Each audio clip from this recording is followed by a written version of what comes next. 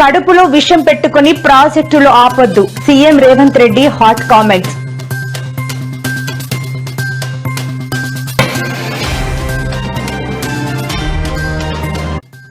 AP politics లో hot topic గా YS Rajareddy political entry, clarity ఇచ్చిన వైఎస్ షర్మిల.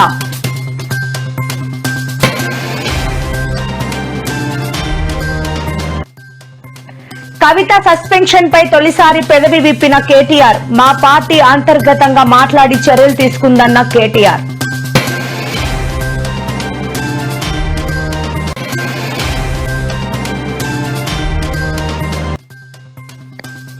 విశాఖ సీతమ్మధారలో 13 ఏళ్ల బాలికపై అత్యాచారం, ఇది రాక్షస ప్రభుత్వమా అంటూ ప్రభుత్వంపై రోజా తీవ్ర విమర్శలు.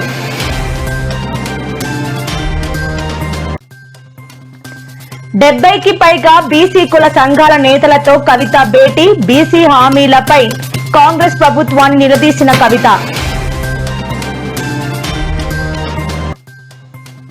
రణరంగంగా మారిన విజయవాడ ధర్నా చౌక్, నారా లోకేష్ ఇంటి ముట్టడికి ప్రయత్నించిన విద్యార్థి సంఘ నేతలు.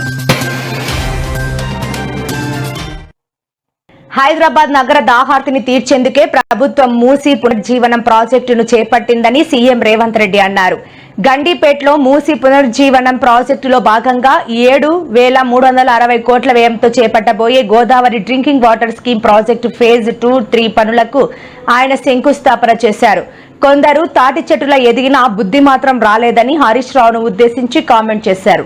తాము మల్లన్న సాగర్ నుంచి గోదావరి జలాలను తీసుకురావడం లేదని, శ్రీపాద ఎల్లంపల్లి ప్రాజెక్టు నుంచే నగరానికి గోదావరి జలాలను తీసుకొస్తున్నామని అన్నారు. సరిపోవన్నప్పుడు గోదావరి జలాలను కూడా ఇక్కడికి తరలించాలని శ్రీపాద ఎల్లంపల్లి నుంచి గోదావరి జలాలను హైదరాబాద్ నగరానికి తరలించే కార్యక్రమాన్ని కూడా మనం తీసుకోవడం జరిగింది. ముఖ్యంగా రాజశేఖర రెడ్డి గారు ముఖ్యమంత్రిగా ఉన్నప్పుడు, శ్రీధర్ బాబు గారు మంత్రిగా ఉన్నప్పుడు శ్రీపాద ఎల్లంపల్లి నుంచి గోదావరి జలాలను తరలించే కార్యక్రమాన్ని ప్రారంభించుకుంటే అవి 2016 సంవత్సరంలో నగరానికి వచ్చినాయి. ఆనాడు ఉన్న తెలంగాణ రాష్ట్రంలో మున్సిపల్గా మంత్రిగా ఉన్నాయన ఒక ఆయన కాంగ్రెస్ పార్టీ చేసిన పనులకు షామీర్పేట దగ్గర పోయి గోదావరి జలాలు నెత్తి మీద చల్లుకొని ఫోటోలు దిగి ప్రజల్ని మభ్యపెట్టే ప్రయత్నం చేసిండు. నువ్వు నెత్తి మీద గోదావరి జలాలు చల్లుకున్నంత మాత్రాన నువ్వు చేసిన పాపాలు ఎక్కడికి పోవు అని చెప్పి ఆనాటి మంత్రికి నేను చెప్పదలుచుకున్నా. ఒక ఆయన అంటున్నాడు, అయ్యా ఇది కాళేశ్వరం నీళ్లే కదా అని. ఆయన తాటి చెట్టు లెక్క వెరిగిండు కానీ ఆవగి తాటికాయ అంతా కూడా మోకాళ్ళల్లో ఆయనకు తలకాయ లేదు. కాళేశ్వరం ప్రాజెక్టు కట్టింది మేడిగడ్డ, అన్నారం, సుందిల్లా, అది కుప్పగూలిపోయింది. కాళేశ్వరం కాస్త కూలేశ్వరం అయింది. శ్రీపాద ఎల్లంపల్లి ప్రాజెక్టు పేరే శ్రీపాదరావు గారి పేరు మీద ఉన్నది. అది మీ తాతనో మీ ముత్తాతనో కట్టింది కాదు. శ్రీధర్ బాబు గారు తండ్రి కాంగ్రెస్ పార్టీ కట్టింది శ్రీపాద ఎల్లంపల్లి. ఇవాళ గోదావరి నదీ జలాలు నగరానికి వస్తున్నాయనంటే శ్రీపాద ఎల్లంపల్లె మూలం. అక్కడి నుంచే గోదావరి జలాలను పట్టుకొని హైదరాబాదు నగరానికి మనం ఈరోజు తరలిస్తున్నాం. ఆ సంగతి మర్చిపోయి ఈరోజు మల్లన్న సాగర్ నుంచి అంటున్నాడు. మల్లన్న సాగర్ ఎప్పుడే రాజశేఖర రెడ్డి గారు 2008-9లో ప్రారంభించిన ప్రాజెక్టు కాదా? ఆనాడు మహారాష్ట్ర సరిహద్దులో ఆదిలాబాద్లో ప్రారంభించిన తుమ్మిడిహెట్టి ప్రాజెక్టు చేవెళ్ల వరకు తీసుకెళ్లాలని ప్రాణహిత చేవెళ్లని ఆనాడు డాక్టర్ వైఎస్ రాజశేఖర రెడ్డి గారు ప్రారంభించారు. వైఎస్ రాజారెడ్డి మునిమడు వైఎస్ రాజశేఖర రెడ్డి మనవడు, ఏపీ కాంగ్రెస్ అధ్యక్షురాలు వైఎస్ షర్మిల తనయుడు అయిన వైఎస్ రాజారెడ్డి రాజకీయాల్లోకి వస్తున్నాడంటూ వార్తలు వైరల్ అయ్యాయి. కొడుకు రాజకీయ అరంగేటంపై క్లారిటీ ఇచ్చారు. సమయం ఆసన్నమైనప్పుడు ఆంధ్ర రాజకీయాల్లోకి తన కొడుకు రాజారెడ్డి తప్పకుండా వస్తాడని స్పష్టం చేశారు. రాజారెడ్డి రాజకీయాల్లోకి రావడం కన్ఫామ్ అని షర్మిల చెప్పడంతో పార్టీ శ్రేణులు, అభిమానులు ఆనందం వ్యక్తం చేశారు. మళ్లీ వైఎస్ఆర్ నాటి రోజులు రావాలని ఆకాంక్షించారు.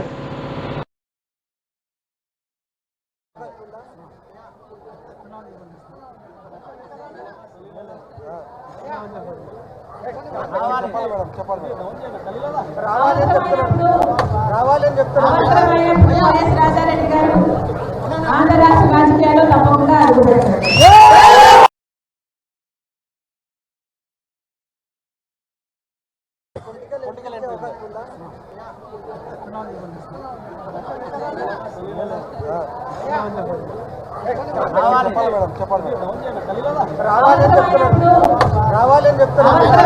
వైఎస్ రాజారెడ్డి గారు ఆంధ్ర రాష్ట్ర రాజకీయాల్లో తప్పకుండా అడుగుపెడతారు.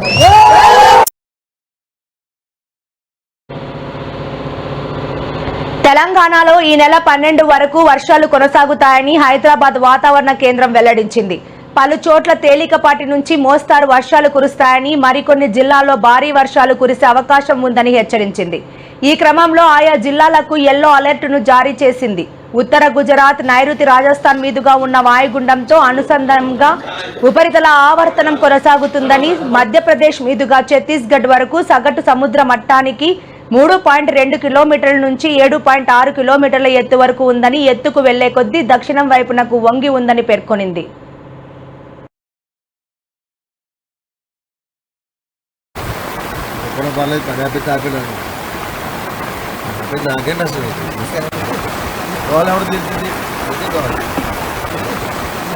కడతారు కదా ఇంటికి ప్రతి ఇంటికి కడతారు సపోర్ట్ కట్టేసి 15 రోజులకి 4 రోజులకి ఇంటికి పెట్టేసి పెయిన్ లేదు.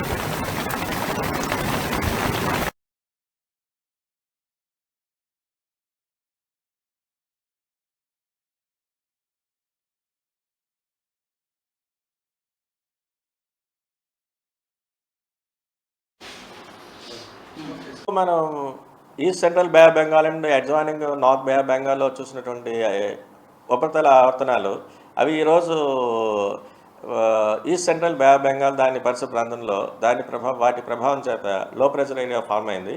అది క్రమేపీ పశ్చిమ వాయుదిశగా వెళ్తూ west central Bay of Bengal and adjoining north west Bengal అంటే మన కోస్ట్కి దగ్గరలో ఉన్నటువంటి పశ్చిమ మధ్య బంగాళాఖాతం మరియు ఒరిస్సా తీరానికి దగ్గరలో ఉన్నటువంటి వాయు బంగాళాఖాతం ఈ ప్రాంతానికి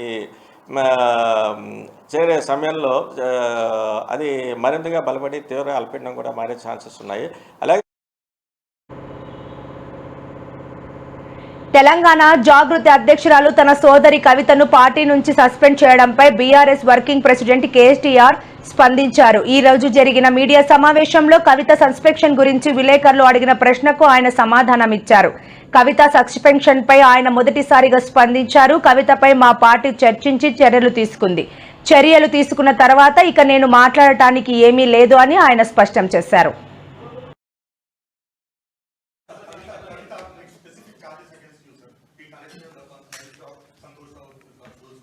See Rahul, I'll tell you one thing. Whatever had to be discussed has been discussed in the party. Action has been taken. Once action has been taken, there is nothing further that I can add or comment. Because whatever had to be discussed internally on party forums, we have done that. And we have acted. And therefore, after the action has been taken, there is nothing further for me to comment or elaborate on. నువ్వు నాయనాన్ని పిలుస్తావో ఏం పిలుస్తావో తెలియదు, కానీ కేసీఆర్ గారిని తెలంగాణ రాష్ట్ర ప్రజలు బాపని పిలుచుకుంటారు. అంత గొప్పగా ఆ బంధం అనేది కేసీఆర్ గారితో ముడిపడి ఉంది, బీఆర్ఎస్ పార్టీతో ముడిపడి ఉంది. బీఆర్ఎస్ పార్టీ నీకు నచ్చలేదేమో కానీ కేసీఆరే బీఆర్ఎస్ఏ కేసీఆర్. అలాంటి పార్టీని ఈరోజు ఉంటే ఎంత పోతే ఎంత అని మాట్లాడినారు. కోట్లాది మంది ప్రజలు మళ్ళా బీఆర్ఎస్ఏ అధికారంలోకి రావాలని కోరుకుంటున్నారు. విశాఖపట్నంలో మతిస్థిమితం లేని 13 ఏళ్ల మూగ బాలికపై 2 బాలురు అత్యాచారం చేయడం తీవ్ర కలకలం రేపింది. బాధితురాలి తల్లిదండ్రుల ఫిర్యాదుతో పోలీసులు రంగంలోకి దిగి 2 నిందితులను అదుపులోకి తీసుకున్నారు. ఈ ఘటనపై వైసీపీ మహిళా నేత రోజా తీవ్రంగా స్పందించారు. ఒక మూగ బాలికను కూడా రక్షించలేని ఈ ప్రభుత్వం ఉన్నా ఒకటే లేకపోయినా ఒకటే. ఇది మంచి ప్రభుత్వమా రాక్షస ప్రభుత్వమా? చంద్రబాబు గారు ఈ మేరకు ట్వీట్ చేశారు.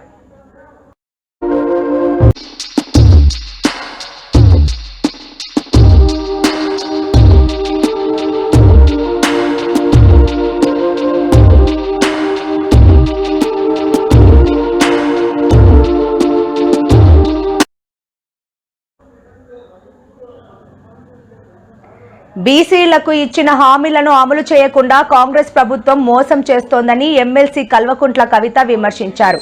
బీసీలకు 42% రిజర్వేషన్లు సాధించే వరకు ప్రభుత్వంపై ఒత్తిడి తీసుకువస్తామని, ఇందుకోసం ఉద్యమ కార్యాచరణను రూపొందిస్తున్నామని ఆమె స్పష్టం చేశారు. ఈ సందర్భంగా కవిత మాట్లాడుతూ ఎన్నికల ముందు కామారెడ్డిలో ప్రకటించిన బీసీ డిక్లరేషన్ను కాంగ్రెస్ పార్టీ పూర్తిగా విస్మరించిందని ఆరోపించారు.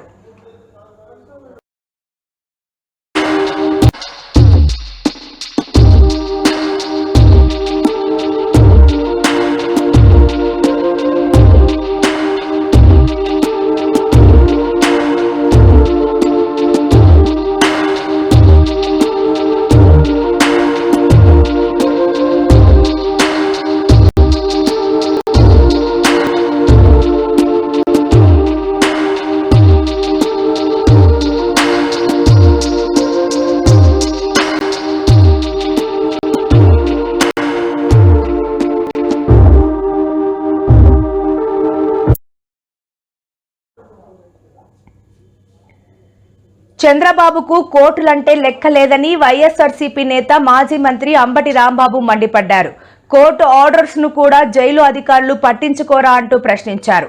1989 నుండి రాజకీయాల్లో ఉన్నానని ఇంత దారుణమైన ఘటన ఇప్పటి వరకు చూడలేదన్నారు. వంశీ కేసులో కూడా బెయిల్ వచ్చినా పట్టించుకోలేదు. లిక్కర్ కేసు ఛార్జ్ షీట్ అంతా తప్పుల తడక. చంద్రబాబు చెప్పినట్టు సిట్ అధికారులు నడుస్తున్నారు. లేని స్కామ్ ను సృష్టించి వైఎస్ఆర్సీపీని దెబ్బతీసే ప్రయత్నం చేస్తున్నారని అంబటి పేర్కొన్నారు.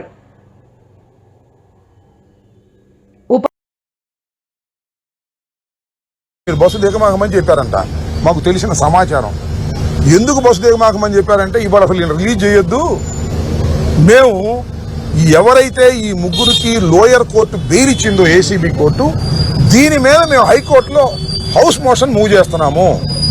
కాబట్టి హౌస్ మోషన్ ఆర్డర్ వచ్చేంత వరకు మీరు బస్సు దిగొద్దు అని చెప్పారంట. బస్సు దిగకపోతే ఎట్టాగండి అంటే డిఐజీ గారు వరప్రసాద్ ఆయన కూడా ఫోన్ చేశాడు, నువ్వు బస్సు దిగొద్దు, మన చంద్రబాబు నాయుడు గారు లోకేష్ గారు చెప్పిన తర్వాత బస్సు దిగి అప్పుడు రిలీజ్ చేయొద్దు అని. ఈ లోపల వాళ్ళ ఫ్యామిలీ మెంబర్స్ కూడా వచ్చారు ఇక్కడికి. వాళ్ళ ఫ్యామిలీ మెంబర్స్ తరఫున లాయరు గారు కూడా ఒక మెసేజ్ ఇచ్చారు సూపరింటెండెంట్కి, అయ్యా వాళ్ళ ఫ్యామిలీ మెంబర్స్ వచ్చారు, ప్యానిక్ అవుతున్నారు అని ఒకసారి మెసేజ్ ఇచ్చారు. దానికి రెస్పాన్స్ లేదు. ఆ తర్వాత మళ్ళా వాళ్ళు ప్యానిక్ అయి పడిపోతే హాస్పిటల్కి తీసుకెళ్లాల్సిన పరిస్థితి ఏర్పడింది. అయ్యా వాళ్ళ ఫ్యామిలీ మెంబర్స్ టెన్షన్లో ఆసుపత్రికి తీసుకెళ్లాల్సిన పరిస్థితి వచ్చింది, దీనికి నువ్వు రెస్పాన్సిబుల్ అవుతావని చెప్పారు. దానితో పాటు న్యాయవాదులందరూ జైలు ముందు కూర్చున్నారు. ఏంటండి నాకు అర్థం కాల, కోర్టు బెయిల్ మీద రిలీజ్ చేసినటువంటి ముద్దాయిలను రిలీజ్ చేయడానికి కూడా న్యాయవాదులు జైలు ముందు కూర్చోవలసిన దుస్థితి ఏర్పడింది అంటే చంద్రబాబు ఎంత దారుణంగా వ్యవస్థలను మేనేజ్ చేసే పరిస్థితి చేస్తున్నాడో మీరు అర్థం చేసుకోవాలని ఈ సందర్భంగా మనవి చేస్తున్నాను. చంద్రబాబు నాయుడు గారికి కోర్టులన్నా కూడా లెక్కలేదు. నిన్న కోర్టు వారు ఇచ్చారు, ఆఫ్టర్ థరో ఆర్గ్యుమెంట్స్, వాద ప్రతివాదనలు విన్న తర్వాత 90 days లోపల ముద్దాయిలు అరెస్ట్ అయిన 90 days లోపల మీరు ఛార్జ్ షీట్ ఫైల్ చేయడంలో విఫలమయ్యారు కాబట్టి ఎక్యూజ్డ్ కి రిలీజ్ అయ్యేటటువంటి ఎంటైటిల్ ఉంది, వారికి హక్కు ఉందని రిలీజ్ చేశారు కోర్టు వారు. అయినా రిలీజ్ కాకుండా ఆపే ప్రయత్నం చేస్తున్నారు. ఏంటిది? కోర్టు ఆర్డర్స్ కూడా మీకు లెక్కలేదు చంద్రబాబు నాయుడు గారికి, కోర్టు ఆర్డర్స్ కూడా లెక్కలేదు లోకేష్ గారికి. వీళ్ళందరూ ఆపేయాలంట, వీళ్ళు సుప్రీంకోర్టుకి హైకోర్టుకి వెళ్తారంట, హైకోర్టులో ఆర్డర్ తెచ్చుకుంటారంట. ఏంటిది నాకు అర్థం కాలేదు. వెళ్ళమండి ఇప్పుడు కదన్నాడు. వంశీ కేసులో కూడా రిలీజ్ అయిన తర్వాత సుప్రీంకోర్టుకి వెళ్ళారు, సుప్రీంకోర్టు కూడా రిజెక్ట్ చేసింది. అట్లా వెళ్ళండి, తప్పులేదు. మీకున్న ప్రొవిజన్ మీరు ఉపయోగించుకోండి. మీకున్న ప్రొవిజన్ ని ఉపయోగించడానికి లోయర్ కోర్టు ఇచ్చినటువంటి ఆర్డర్ ని సర్ప్రెస్ చేసి నొక్కేసి కోర్టులను కూడా లెక్క చేయనటువంటి ఒక దుర్మార్గమైన తత్వానికి నారా చంద్రబాబు నాయుడు గారి ప్రభుత్వం, కూటమి ప్రభుత్వం వస్తూ ఉన్నది. దీన్ని ప్రజలు గమనించాలని మనం చేస్తున్నాం. It's a false case. అర్థమైపోతుంది కదా. బెయిల్ వచ్చేసి ఏముండదు, ఇంకా ఏం ఉండదని భయం వాళ్ళకి. అంటే దీనిలో ఏదో అంతిమ లబ్ధిదారుడు, గాడిది గుడ్డు, వంకాయ పులుసు అని చాలా కథలు చెప్పారు. ఛార్జ్ షీట్ ఏమో అంత తప్పులు తడగ్గా పెట్టారు. తప్పులు తడితే పెడతారు. వాస్తవాన్ని ప్రజెంట్ చేయడానికి చాలా ఈజీ, అవాస్తవాన్ని వండి వార్చాలంటే చాలా కష్టం. దానికోసం సిట్ అంతా కూడా ఇవాళ ప్రయత్నం చేస్తుంది. సిట్ అంతా కూడా చేస్తుంది ఏంటంటే ఇన్వెస్టిగేషన్ చేయటంలా, ఎవిడెన్స్ ఎలా గ్యాదర్ చేయాలి, ఎవిడెన్స్ మీన్స్ ఫాల్స్ ఎవిడెన్స్ ఎలా గ్యాదర్ చేయాలి, ఎవరిని బెదిరించి స్టేట్మెంట్స్ ఇచ్చుకోవాలి, ఎవరిని బెదిరించి 164 స్టేట్మెంట్స్ ఇచ్చుకోవాలి అనేటువంటి ఒక దుర్బుద్ధితో సిట్ అధికారులు ప్రవర్తన చేస్తున్నారు. చంద్రబాబు నాయుడు గారు చెప్పినట్టుగా ఒక కుక్కడప్ స్టోరీస్ అల్లి వీళ్ళందరి మీద కేసులు పెట్టి అందరినీ లోపలేసేయాలనుకుంటున్నారు. ఏం వేస్తారా మీరు? వెళ్ళేటప్పుడు ముద్దాయిలుగా వెళ్ళారు, వచ్చేటప్పుడు హీరోలుగా వచ్చారు. రేపు కూడా అంతే. కేసులు ఏది నిలబడవు. నేను మనవి చేస్తున్నా, చంద్రబాబు నాయుడు గారు పొలిటికల్ వెండేటాతో జగన్మోహన్ రెడ్డి గారి మీద, జగన్మోహన్ రెడ్డి గారి పార్టీ మీద అందరినీ కూడా రోపలేసి భయపెట్టి పార్టీని దెబ్బతీయాలని ప్రయత్నం చేస్తున్నారు. అదే మాకు ఆయుధం. ఉన్నంత వరకు పార్టీ పెరుగుతా ఉన్నది. ఈ కక్ష సాధింపు ధోరణులు ప్రజలు అర్థం చేసుకుంటున్నారు. ఇదంతా రాజకీయ కక్షలతోనే చంద్రబాబు నాయుడు గారు చేస్తున్నారు తప్ప లిక్కరు లేదు, స్కాము లేదు. ఇవాళ ఉంది లిక్కర్లో స్కామ్. ప్రభుత్వం లిక్కర్ అమ్మితే దానిలో స్కామ్ ఎందుకు ఉంటుంది? ప్రైవేట్ వ్యక్తులకు ఉంటే ఇస్తే దానిలో స్కామ్ ఉంటుంది. లేనిపోయిన స్కామ్ను సృష్టించి ఏదో ఒక విధంగా వైఎస్ఆర్ కాంగ్రెస్ పార్టీని ఇబ్బంది పెట్టాలని మీరు ప్రయత్నం చేస్తున్నారు. వైఎస్ఆర్ కాంగ్రెస్ పార్టీ మీరు చేసే ప్రయత్నాల వల్ల ఇబ్బంది పడకపోగా దినదిన ప్రవర్ధమానంగా పెరుగుతుంది.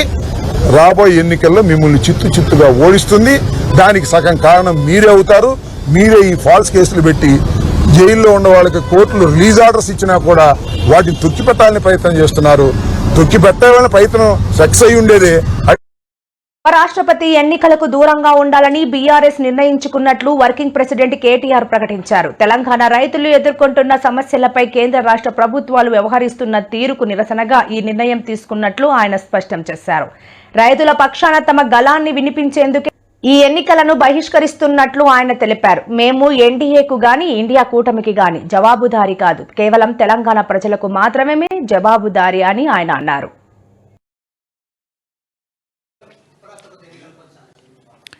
ఎస్, ఇప్పుడు దాదాపు 20-25 రోజుల కింద అనుకుంటాను ఉపరాష్ట్రపతి ఎన్నికల ఘట్టానికి తెరలేసినప్పుడు మేము స్పష్టంగా చెప్పాం, రాష్ట్రంలో 70 లక్షల మంది రైతులు, ఈరోజు మనం ఈ నిమిషం ఇక్కడెక్కడైతే మాట్లాడుతున్నామో, ఈరోజు మనం ఇక్కడున్నాం హైదరాబాద్లో, లక్షల మంది రైతులు ఇవాళ క్యూలలో ఉన్నారు ఎరువుల దుకాణాల ముంగట. రాష్ట్ర వ్యాప్తంగా, ఒక జిల్లా కాదు అన్ని జిల్లాల్లో ఎక్కడికక్కడ కొట్టుకుంటున్నారు, మహిళలు కొట్టుకుంటున్నారు, మహిళా రైతులు. అంత అరాచకమైన పరిస్థితి ఉంది. 20-25 రోజుల కిందట మేము మా పార్టీ నుంచి డిమాండ్ చేసినాం, ఇది రాష్ట్ర ప్రభుత్వ వైఫల్యమా, కేంద్ర ప్రభుత్వ వైఫల్యమా, ఎవరిది అన్నది మీరు తెలుసుకోండి, కానీ రైతులకు ఎరువులు అందించండి. మీరు అందిస్తే తప్పకుండా మీకు మద్దతు ఇచ్చే అంశం పరిశీలిస్తామని చెప్పాం. We have nothing against the 2 candidates. ఇద్దరు మంచోళ్ళే కావచ్చు, justice Reddy and CP Radhakrishnan ఇద్దరు కూడా మంచోళ్ళే కావచ్చు, మేము కాదంటలేదు. కానీ ఇవాళ వాళ్ళు ఇద్దరు అభ్యర్థులు కూడా 2 వ్యవస్థలకు ప్రతినిధులు. అటు ఎన్డీఏ, ఇటు ఇండియా, ఈ 2 కూటమిలకి వారు ప్రతినిధులు. వారు వ్యక్తులుగా కాదు నించున్నది, ఇండిపెండెంట్గా నించోలేదు. ఒకరు కాంగ్రెస్ తరపున, ఒకరు బీజేపీ తరపున నించున్నారు. ఇటు కాంగ్రెస్ అటు బీజేపీ ఇద్దరూ కూడా ఈ రాష్ట్ర రైతులను వేధిస్తున్నారు, సతాయిస్తున్నారు, చావగొడుతున్నారు. వాళ్ళు ముష్టి యుద్ధాలకు తిరిగే ఒక అరాచక పరిస్థితి తెచ్చిపెట్టినారు. 20-25 రోజుల కింద మేము హెచ్చరించినా, అప్రమత్తం చేసినా ఇంతవరకు కేంద్ర ప్రభుత్వం స్పందించలేదు, రాష్ట్ర ప్రభుత్వం స్పందించలేదు. అందుకే 70 లక్షల మంది తెలంగాణ రైతన్నల తరపున మేము నిర్ణయం తీసుకున్నాం. నిజానికి నోటా ఉంటే ఎన్నికలు బహిష్కరించడం మంచిది కాదు, ప్రజాస్వామ్య ప్రక్రియలో పాల్గొనాలి. నోటా అనే బటన్ ఉంటే అందులో నోటా కొత్తటోళ్ళం, కానీ నోటా లేదు. అటో ఇటో ఏదో రెండిట్లో ఏదో ఒకటి చేయాల్సిన పరిస్థితి ఉంది. అందుకే ఈ ఎన్నికలు మేము we are abstaining, we are not going to participate as a party. నిన్నగాక మొన్న 2 రోజుల కిందట మా రాజ్యసభ ఫ్లోర్ లీడర్ సురేష్ రెడ్డి గారిని, అదేవిధంగా అందుబాటులో ఉన్న రాజ్యసభ సభ్యుల్ని పెద్దలు కేసీఆర్ గారు లంచ్కి పిలిచారు. మీటింగ్ కూడా అయింది, చర్చ కూడా జరిగింది ఏం చేద్దామని. చర్చించిన తర్వాతనే, అందుబాటులో ఉన్న ముఖ్యులతో కూడా చర్చించిన తర్వాతనే నిర్ణయం తీసుకున్నారు. ఈ ఎలక్షన్లో మేము ఎవరికి కూడా సబార్డినేట్ కాదు, ఎన్డీఏ సబార్డినేట్ కాదు, మేము ఇండియా సబార్డినేట్ కాదు, మేము తెలంగాణ ప్రజలకు సబార్డినేట్ అంతే. కాబట్టి తెలంగాణ ప్రజల పక్షాన వారి బాధను వ్యక్తం చేయడానికి ఇది ఒక వేదికగా వాడుకుంటున్నాం. తెలంగాణ రైతుల పక్షాన ఈ ఎన్నికల్లో మేము పాల్గొనబోట్లేదు. విజయవాడ ధర్నా చౌక్ రణరంగంగా మారింది. విద్యార్థుల సమస్యలు, విద్యా సంస్థలపై కూటమి ప్రభుత్వ షరతులను నిరసిస్తూ ఎస్సీఎఫ్ఐ పెద్ద ఎత్తున ఆందోళన చేపట్టింది. ప్రభుత్వం ఇటీవల పాఠశాలలు, జూనియర్ కాలేజీల్లో విద్యార్థి సంఘాలకు అనుమతి లేదని ఉత్తర్వులు జారీ చేయగా, దీనికి వ్యతిరేకంగా విద్యార్థులు తీవ్రంగా ఆందోళన వ్యక్తం చేశారు. ఆందోళన తీవ్ర రూపం దాల్చగా విద్యార్థి సంఘ నేతలు మంత్రి నారా లోకేష్ ఇంటి ముట్టడికి ప్రయత్నించారు. దీంతో పోలీసులు జోక్యం చేసుకుని నేతలను ఈడ్చిపడేశారు.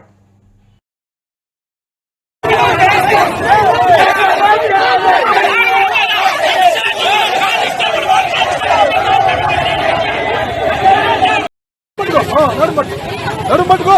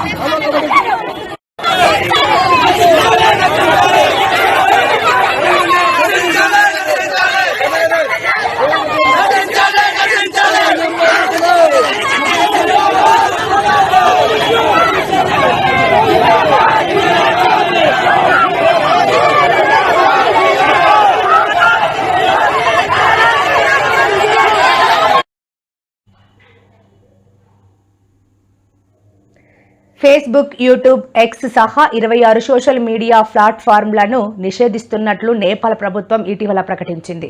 ఈ నిర్ణయానికి వ్యతిరేకంగా హామీ నేపాల్ అనే సంస్థ ఆధ్వర్యంలో వేలాది మంది విద్యార్థులు, యువకులు సోమవారం ఉదయం కాఠ్మండూలోని మైథిగర్ వద్ద సమావేశమయ్యారు. సోషల్ మీడియాను కాదు, అవినీతిని మూసేయండి, మా భావ ప్రకటన స్వేచ్ఛను హరించవద్దు అంటూ ప్లకార్డులు ప్రదర్శిస్తూ ప్రభుత్వానికి వ్యతిరేకంగా నినాదాలు చేశారు.